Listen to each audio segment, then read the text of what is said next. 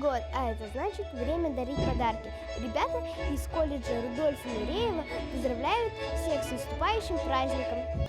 Ученики среднего звена приехали в детский реабилитационный центр Уфы, где все уже готовы ко встрече Нового года. Юные артисты привезли подарок – танцевальную постановку по сюжету известной сказки «Морозко». У ребят собственная трактовка этого произведения.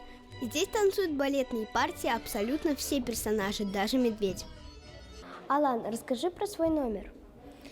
Наш номер называется «Морозко». Это спектакль, и я танцую Мишку.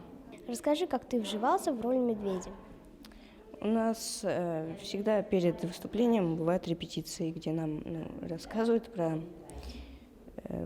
свою роль. Мы вместе со зверями спасли Настеньку от мороза.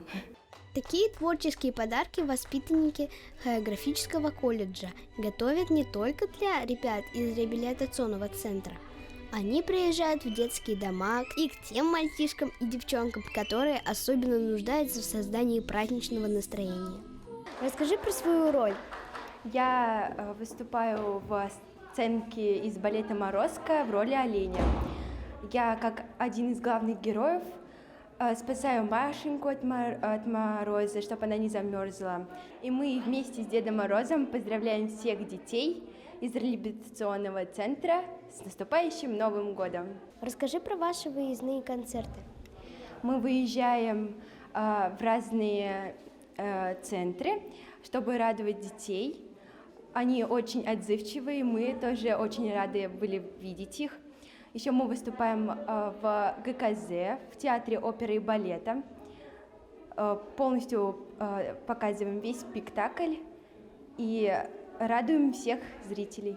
Здесь возле елочки и Настенька, и олень, и белочка, и медведь. Все садятся на шпагат, и их осанке можно позавидовать. Отличный пример того, что новый 2022 год хорошо бы и нам начинать с ежедневной зарядки танцев. Но этот подарок вы себе сами сделаете, а зверята подарили воспитанникам центра не только отличное настроение, но и сладкий презент. Сила танцев творит чудеса, а в предновогоднюю пору уж тем более. Давайте загадаем, что в 2022 году все были здоровы. Камила Бакирова, Руслан Бекбаев, специально для Горы новостей.